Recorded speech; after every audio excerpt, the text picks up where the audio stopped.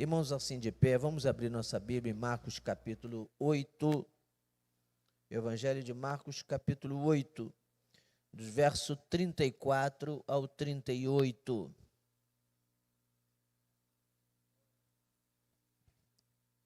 Marcos capítulo 8, do verso 34 ao 38. Diz assim o texto: cada um deve levar a sua própria cruz. Repita isso comigo, por favor. Cada um deve levar a sua própria cruz. Nós queremos hoje abordar esse assunto da cruz de uma forma que talvez você não tenha ouvido ainda.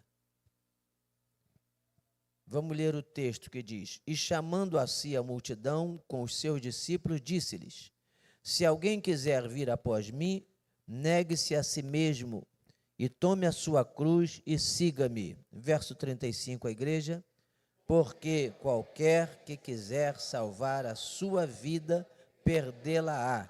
Mas qualquer que perder a sua vida por amor de mim e do Evangelho, esse a salvará. Pois que aproveitaria o homem ganhar todo o mundo e perder a sua alma? 37. Ou que daria o homem pelo resgate da sua alma? Porquanto qualquer que entre esta geração adúltera e pecadora se envergonhar de mim e das minhas palavras, também o Filho do Homem se envergonhará dele, quando vier na glória de seu Pai com os seus santos anjos. Amém? Podeis sentar, irmãos.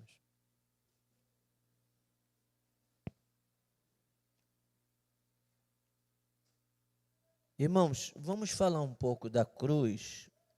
Primeiro a cruz de Cristo, depois a nossa cruz, porque não são as mesmas coisas. Quando o texto fala: quem quiser vir após mim, negue-se a si mesmo e tome a sua cruz. Está se referindo àquele que pretende seguir a Cristo. Ele tem uma cruz a carregar. Mas a gente, para entender essa cruz, a gente tem que entender por que o texto fala de cruz. E a gente precisa pensar um pouquinho na cruz de Cristo. A cruz de Cristo era uma cruz literal. Era madeira. Onde ele foi pregado, ele carregou uma cruz pesada. Ele foi ajudado, teve que ser ajudado, como ser humano, cansou, espancado. Ele teve que ser ajudado para carregar a cruz. Nessa cruz ele foi pregado. Então a cruz de Cristo, quando a gente fala da cruz, em primeiro lugar, está falando de sofrimento, o sofrimento de Cristo. Está falando das dores que Cristo sofreu na cruz. A cruz de Cristo fala de castigo, porque aquela cruz era castigo, era uma sentença, era uma punição para pessoas irrecuperáveis. Jesus estava sendo a luz dos olhos humanos e dos romanos e dos sacerdotes, sumos sacerdotes principalmente, que eram os principais interessados na morte de Cristo. Aos olhos deles, Jesus estava sendo punido. A cruz, para nós, ela tem o significado de redenção, mas para Cristo a cruz era uma punição, era um castigo, era como a pena de morte. Então a cruz de Cristo representa castigo, também representava vergonha, a vergonha para o próprio povo judeu e principalmente para aqueles que criam que Jesus era Deus. No momento que Jesus foi preso, ele era tido pelos apóstolos, por alguns judeus, como o rei dos judeus, e isso virou escárnio.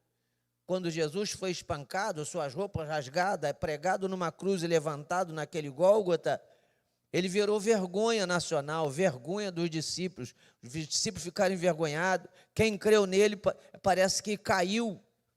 Né? Caiu toda aquela força, aquela coragem, aquela fé. Achávamos que era... Aí foi uma vergonha generalizada do povo. Mas também a ideia era envergonhar a Cristo. A ideia era envergonhá-lo, era humilhá-lo. Por isso a cruz também representa humilhação. Espancar e fazer carregar a cruz sobre espancamento, sobre chicote. e sobre xingamentos era uma forma de humilhar e de envergonhar, rasgar as suas roupas igualmente. Era ato de humilhação e vergonha, era uma exposição. A princípio, a cruz de Cristo era literal e representa isso tudo, mas também a cruz de Cristo era sinônimo de sacrifício vicário. Aí já entramos numa outra linha. A cruz de Cristo para outros, a cruz para outros era só castigo. Barrabás merecia aquela cruz como punição. Os dois ladrões que estavam ao lado de Jesus, para eles era só o castigo, era só punição. Eles mereciam, tanto que o próprio ladrão na cruz disse assim: nós estamos aqui porque nós merecemos. Eles sabiam que aquilo era a punição que merecia eles. É como alguém apanhado num ato de delito e ir para a cadeia. Ele sabe que ele fez para merecer ir para a cadeia. É uma punição. Mas a cruz de Cristo, no caso específico de Jesus Cristo, era o sacrifício vicário. Sacrifício vicário é o sacrifício que é feito em lugar de outro. Outro merece morrer, mas eu morro no seu lugar. O animal era o sacrifício vicário. Lá no Antigo Testamento, o animal, o ser humano que pecava merecia morrer. Então Deus permitia que se apresentasse um animal para morrer no lugar do homem e o homem ficar vivo, como se o animal pagasse pelo pecado do outro, do ser humano. Então a cruz de Cristo era castigo, era sofrimento, dor, vergonha, humilhação, mas também ela representava o sacrifício vicário. E pelo sacrifício de Cristo, esse sacrifício no nosso lugar, também a cruz passa a representar libertação, a cruz passa a representar perdão de pecados, a cruz passa a ser a máxima expressão da misericórdia e do amor de Deus, a cruz passa a ser a manifestação da graça de Deus em Jesus. A cruz passa a ser também a consumação do plano de vida eterna. Na cruz, Jesus disse: está tudo consumado, ou seja, tudo que eu precisava para que nós fôssemos salvos estava sendo consumado na cruz do Calvário. Então, entender o que é o significado da cruz, que Jesus faz alusão aqui, quando ele diz: quem quiser seguir a mim, me acompanhar ou me seguir, negue-se a si mesmo e tome a sua cruz. Porque ele usa a figura da cruz? Ele usa a figura da cruz por causa de tudo isso que nós falamos. Em primeiro lugar, ela indica sofrimento, sacrifício, um alto preço a ser pago. Jesus pagou um preço que ninguém poderia pagar. E agora ele diz assim: se você quer me seguir, você tem que tomar a sua cruz, mas antes você tem que negar a si mesmo. E aí eu faço aqui uma conjectura e uma colocação: por que primeiro eu tenho que negar a mim para depois tomar a cruz? Não significa, se eu tenho que tomar a cruz, por que não basta tomar a cruz e seguir a Jesus? É porque é impossível. A gente só consegue tomar a cruz e seguir Jesus se primeiro a gente conseguir se autonegar. A autonegação é que nos vai levar a tomar a cruz. Aliás, a autonegação já é a cruz sendo carregada. Porque é a dificuldade imposta. Ninguém consegue com facilidade negar a si mesmo. Eu sei que a maioria tem dificuldade de entender o que é negar a si mesmo. É a coisa mais difícil, já falei em outras ocasiões, mas não vamos cansar de repetir, porque essa é para mim a parte mais difícil do cristianismo. É primeiro entendermos e segundo praticar. Entender o que é negar a si mesmo é tão difícil quanto praticar negar a si mesmo. Negar a si mesmo. Vamos lá, eu quero colocar o que é a cruz para nós. A cruz para nós, aliás, ainda sobre Cristo, podemos dizer que na cruz de Cristo se consolidou o plano de salvação da humanidade, mas também estabeleceu um novo padrão de vida e de comportamento agradável a Deus, através dos ensinos e exemplos de Cristo. A cruz consumava o plano da salvação, e o plano da salvação não aconteceu naquele momento, começou no Éden. O plano da salvação começou no Éden, mas quando Jesus nasce, ele começa a pôr em prática esse plano, e dentro desse plano constava ensinar o ser humano a viver de acordo com a vontade de Deus, ensinar o ser humano a negar tudo aquilo que desagrada a Deus. Então, na cruz se estabeleceu também um novo padrão de vida e de comportamento do ser humano, consolidando todo o ensino de Cristo. O próprio Cristo foi o exemplo de que era possível viver diferente de tudo que estava à sua volta. Olhem para mim, esse é o nosso desafio. Nós não conseguimos viver de forma diferente de tudo que está à nossa volta e muito menos de forma a agradar a Deus em tudo. Há uma luta constante e, infelizmente, sempre a nossa natureza humana e as nossas tendências acabam superando a vontade de agradar a Deus. Então, tomar a cruz de Cristo, resume a ideia do sofrimento de Cristo e também resume a ideia do seu triunfo sobre o mal. Eu estou falando o que significa a cruz de Cristo, porque também há significados importantes da nossa cruz, a cruz que nós temos que carregar. A cruz de Cristo, que representa sofrimento, dor, castigo, vergonha, humilhação, sacrifício vicário, libertação, perdão de pecado, misericórdia, graça, consumação de vida eterna, plano de salvação, ela também resume. Quando você fala da cruz, imediatamente você pensa em todo o sofrimento e humilhação de Cristo, mas também você pensa no triunfo. Foi na cruz que Jesus esmagou para sempre a cabeça de Satanás. Foi na cruz que ele declarou vencer a morte e o pecado. Foi na cruz que ele declarou que a vida eterna está garantida. Foi depois da cruz que ele se levanta e diz assim: agora todo o poder é me dado nos céus e na terra. É a partir da cruz que agora fica consolidado que ele é verdadeiramente Deus. Foi no momento da cruz que a terra tremeu, as rochas fenderam, o véu de templo se rasgou do alto a baixo e os homens creram, acreditaram que ele era de fato o Filho de Deus. A partir dali, os inimigos tiveram que se render. Ele verdadeiramente era Deus e nós não sabíamos. Na cruz de Cristo não está só o símbolo do sofrimento e da humilhação, mas o símbolo do triunfo, da glória, da vitória total. Da mesma forma, a nossa cruz tem significados. A nossa cruz não é literal como a de Cristo. Ele não quer que você ache um pedaço de madeira pesado para carregar pela rua. Não, Jesus não exige que nós subamos escadas carregando cruz, nem caminhemos de joelho. Não é esse tipo de sofrimento. Mas a cruz que nós devemos carregar, que está nesse texto aqui, é figurativa. Ela representa um preço que devemos pagar para não perdermos as garantias de vida eterna que já foi dada pela graça manifestada na cruz de Cristo. Na cruz de Cristo manifesta-se a graça da redenção, do perdão dos pecados, da garantia de vida eterna. Agora, para nós tomarmos posse, não perdermos essa garantia, nós temos uma cruz a carregar. E a cruz que nós temos que carregar, tomar a cruz, é cumprir o nosso papel de autonegação. Essa é a cruz.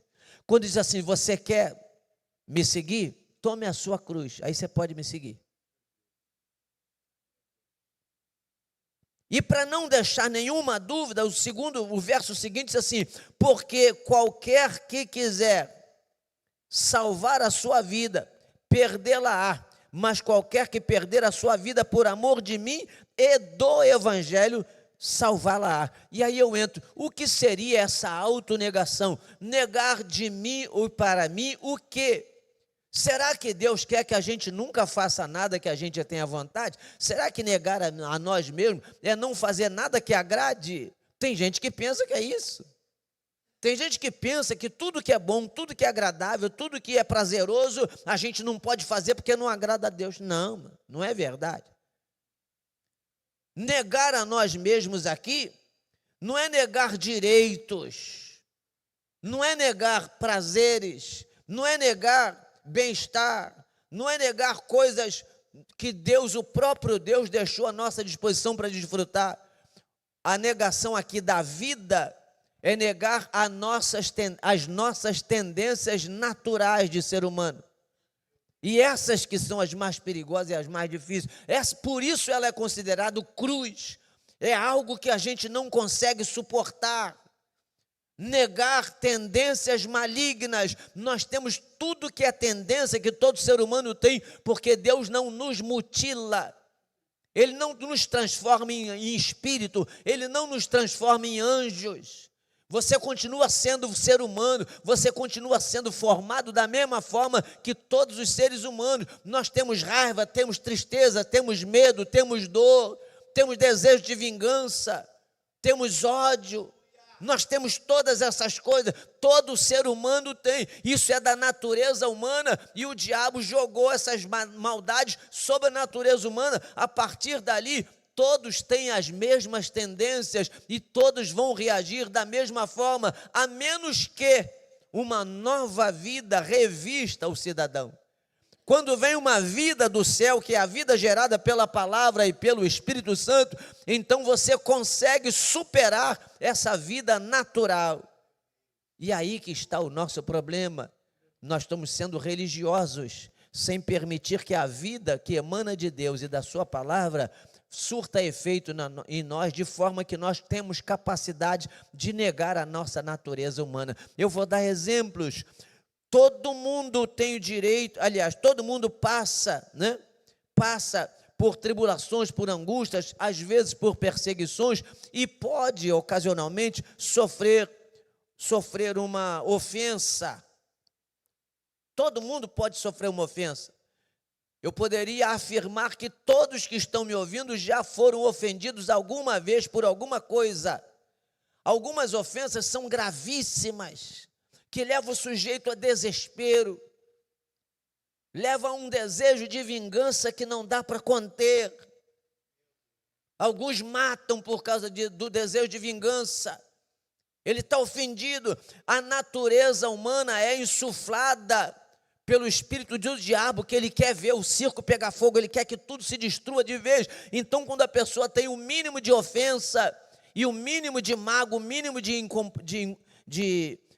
de ódio, ele aumenta isso, ele acrescenta, ele provoca, e a pessoa vai e faz uma besteira. Ou então ele vai, se ele não consegue fazer aquela besteira na hora, porque às vezes ele pensa, eu vou ser preso, se eu matar, eu vou acabar com a minha vida, mas eu vou desejar que alguém mate.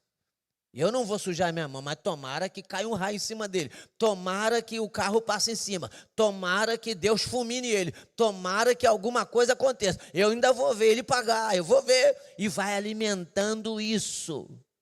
Eu pergunto, é fácil negar isso? Isso é negar a si mesmo. Não, eu não vou pensar assim, eu não vou desejar isso, eu não vou esperar isso.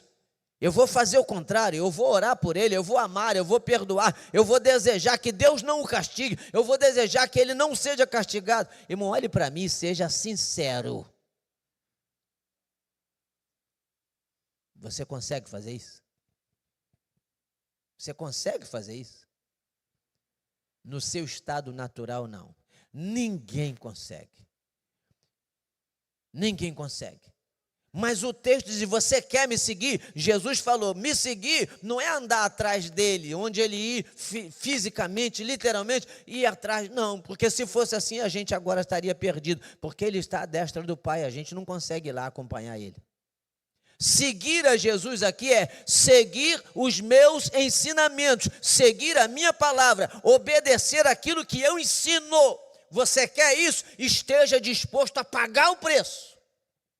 Esteja disposto a negar a si mesmo. Quando vier todas as vontades que estão em desalinho com aquilo que foi ensinado, você tem que rejeitar. Deixa de fazer aquilo que está no seu coração, que seria natural para muita gente. Para você não pode mais ser natural. Você tem que sair disso agora e fazer a vontade de Deus. E aí, irmão, aí a gente cai do cavalo. Irmãos, porque eu consigo falar de 2 ou 3 ou 4 ou meia dúzia de itens que nos pegam a vida inteira. Mas se a gente conseguir pensar em tudo que nos cerca todos os dias, quantos sentimentos, quantas atitudes, Quantas palavras são contrárias à vontade de Deus e a gente as pratica baseado única e exclusivamente no nosso eu. Eu sou assim, eu não levo desaforo para casa, eu tenho sangue quente mesmo, se quiser viver comigo é assim, eu não vou pedir perdão, eu não sou de me humilhar, eu tenho brilho. E a gente fica só protegendo tudo aquilo que a gente deve negar. Eu estou falando de coisas que aparentemente seriam mais simples. Agora, o que dizer de perdoar essa pessoa que ofendeu e conviver com ela? E ainda desejar o seu bem. Ah, pastor, você está doido. Então a Bíblia é doida. Se isso é uma doideira da minha cabeça, isso é uma doideira de Deus. Porque não fui eu que inventei isso. O próprio Jesus disse que se nós amarmos só os nossos amigos, não fazemos vantagem. Diz assim, vantagem é amar o inimigo. Irmão, olha para mim, você consegue isso? Pastor, então você está dizendo que a gente não está conseguindo negar a nós mesmos? Sim, eu estou dizendo isso. Não sou eu que estou dizendo, os fatos estão dizendo. Olhe cada um para dentro de si e veja quanta coisa. Eu gostaria de lembrar aqui de dezenas de exemplos da nossa vida. Mas essas que nascem no sentimento, nascem na mente e vão ao coração e são alimentadas, essas são as piores. Nesse mesmo nível está a vaidade. Tem gente que classifica, desde o nosso tempo de criança, principalmente nas Assembleias de Deus, classificava como vaidade coisas aparentes, externas. É o tipo de roupa, o tipo de vestido, o tipo de saia, o tipo de enfeite no cabelo, o tipo de bijuteria, para naquela nossa época, vaidade é isso. Vaidade é muito mais que isso. A vaidade não é visível, a vaidade é um sentimento. Ela se manifesta de diversas formas. Ela se manifesta de diversas formas. Mas como é que você vai combater a vaidade? Tem gente que tem vaidade naturalmente. A vaidade de ser, a vaidade de ter. Ele não precisa falar nada, ele só age. Todo mundo está vendo que está agindo por vaidade. Quer suplantar todo mundo, mostrar que sabe mais, mostrar que é mais poderoso, mostrar que é mais inteligente, mostrar que é mais competente, mostrar que é mais brabo, mostrar que é mais forte, mostrar que é mais autoridade. Isso é vaidade que gera complexo de superioridade. Mas como é que combate isso? Quando é chamado a atenção, alguém percebe assim, meu irmão, você tem que mudar, baixa a bola. Ih, irmão, você vai arrumar uma briga. A pessoa não quer negar isso. Ele alimenta o sentimento. A vontade de aparecer. Tem gente que até dentro da igreja tem uma necessidade de aparecer. Se não aparecer, ele muda de igreja. Eu preciso aparecer. O pastor não me viu, não me chamou, não me deu oportunidade. Eu não fico mais aqui. Isso aqui é cemitério de chamada, cemitério de ministério. Eu não fico mais aqui. Como é que combate isso? Se alguém disser, meu filho, isso está errado, se humilhe, não se apresente, fique no seu lugar, na tua hora, Deus vai te chamar, Deus vai fazer você aparecer, viva como Davi, toda hora se prega de Davi. Davi era o menor, estava lá no pasto, tomando conta de ovelha, e Samuel chegou para ungir o rei, e foi logo o primeiro filho que tinha estampa, tinha aparência, é esse daqui, Samuel, deve ser esse aí. Deus falou, não é esse não. Passaram todos os filhos de Davi, de Jessé, até que ele perguntou, e Deus falou, não é nenhum desses. Onde estava Davi? Ele não estava na vitrine. Davi não estava na vitrine, Davi não estava em cima do púlpito, Davi não estava no ministério, Davi não era ninguém, Davi não era conhecido, ninguém enxergava, nem sabia, e ainda mais ele estava numa função que era das mais simples possíveis, era a função de pastor.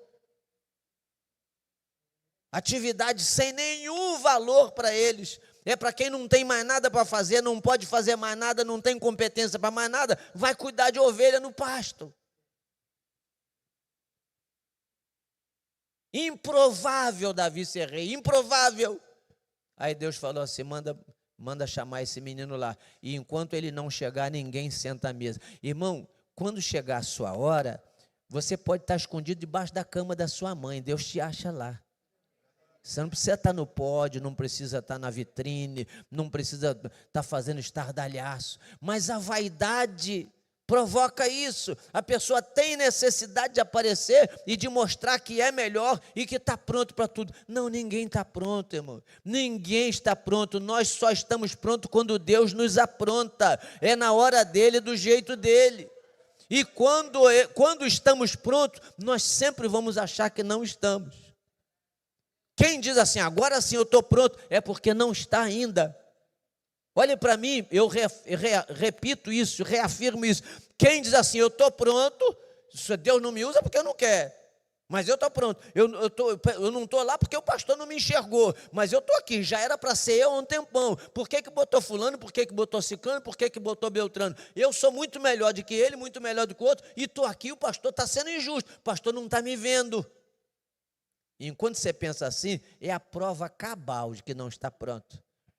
Eu sempre que digo isso, eu me lembro dos homens de Deus. Todos que foram chamados por Deus disseram assim, eu não estou pronto. Eu não sei entrar, não sei sair, eu não sei falar, eu sou uma criança, eu sou fraco, eu sou pobre, eu sou menor, a minha tribo é a mais pobre e a menor. Eu sou pesado de língua, eu sou uma criança. O profeta Isaías disse assim, eu vou morrer, eu sou impuro.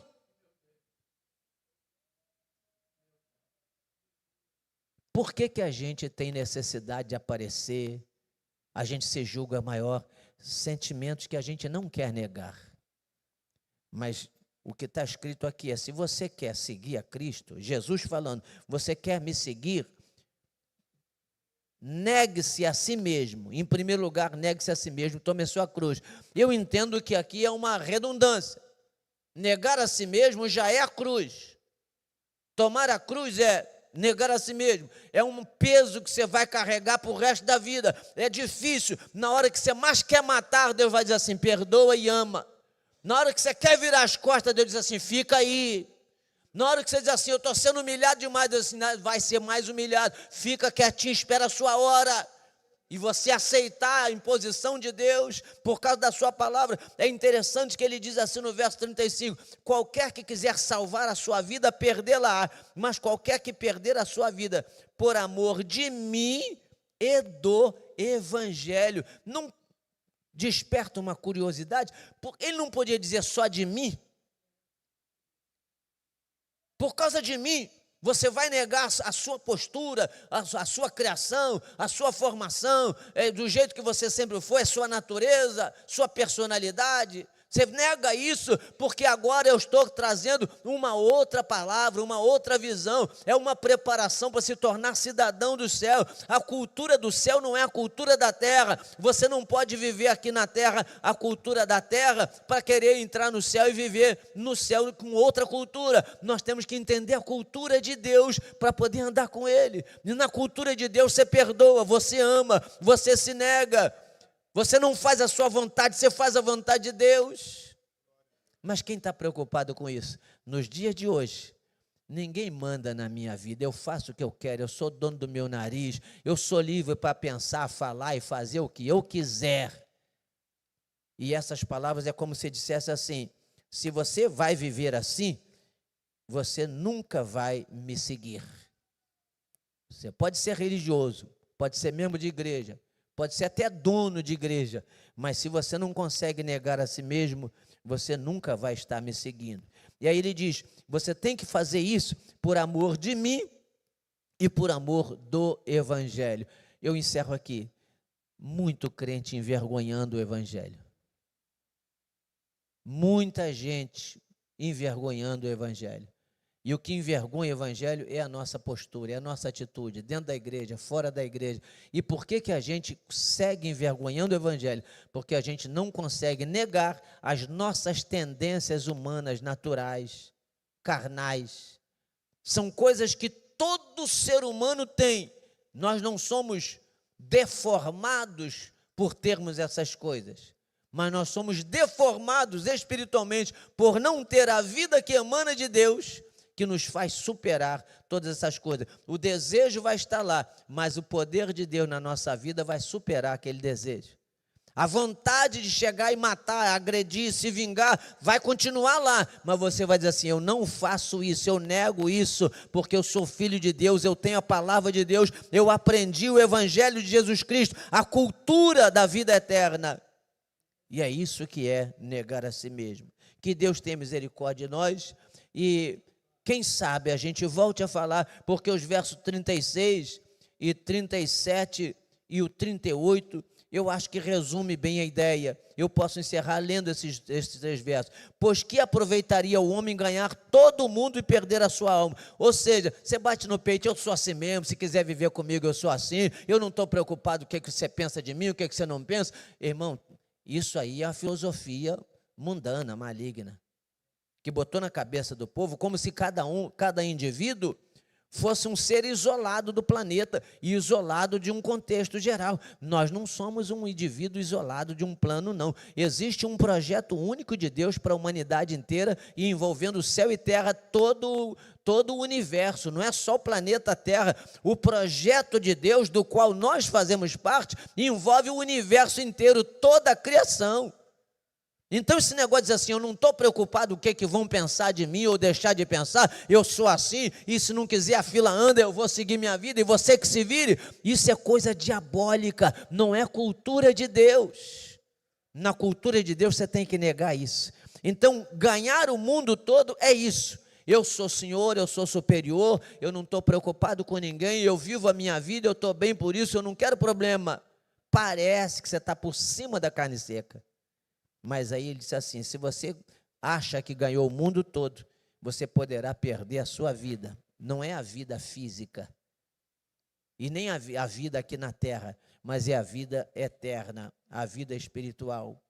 Qualquer que entre esta geração adúltera e pecadora se envergonhar de mim, das minhas palavras, também o Filho do Homem se envergonhará dele quando vier na glória de seu Pai com seus anjos. Aí, o que seria envergonhar? Eu me envergonho de Jesus, eu me envergonho do Evangelho. Será que todo mundo tem noção do que significa essa palavra aqui? Será que envergonhar aqui é sentir vergonha literalmente? Não, eu não vou lá na igreja não, que todo mundo vai ver que eu sou crente, eu tenho vergonha de ser chamado. Não, é muito pior que isso. Isso já seria triste. Isso já seria triste, mas não é essa vergonha, não. O vergonha aqui também é subjetivo, não é literal. Envergonhar de Jesus aqui, envergonhar do Evangelho, é deixar de cumprir. Envergonhar aqui é não buscar de Deus a força, a capacidade, com dedicação, com aplicação máxima da sua vida para cumprir. Ou seja, eu desprezo. Se eu tiver condição de fazer, eu faço. Se eu não tiver, dane-se, eu não estou nem aí. Isso é se envergonhar dessa palavra. Quem não se envergonha significa valoriza. Envergonhar aqui é não valorizar. Agora, quem valoriza assim: eu tenho dificuldade, mas eu vou lutar para conseguir.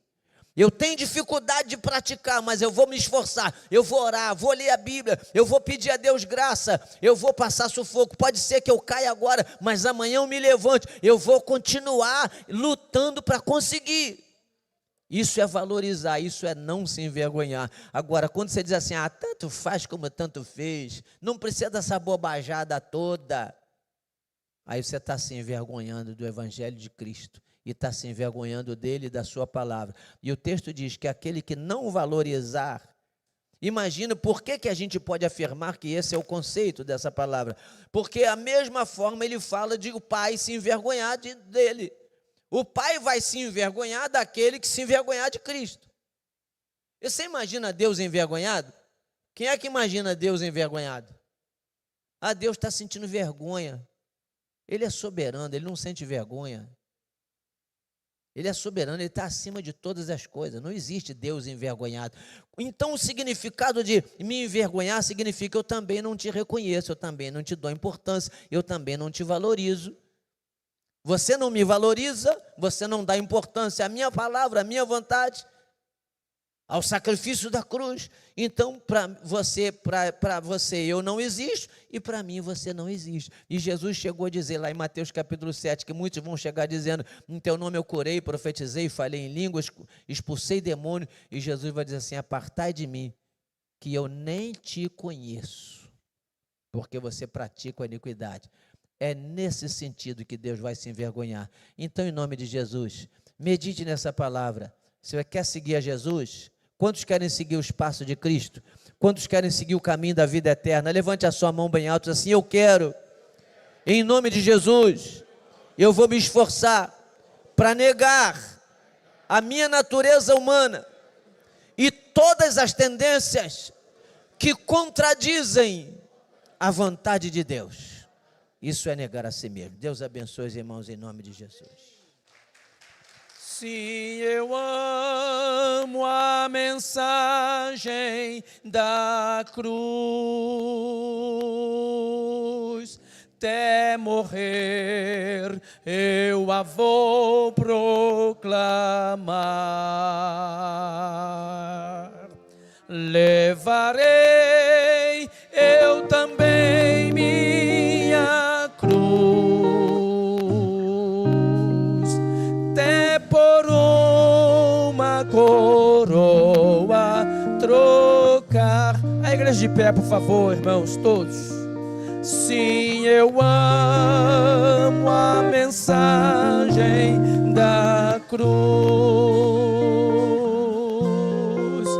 até morrer eu a vou proclamar.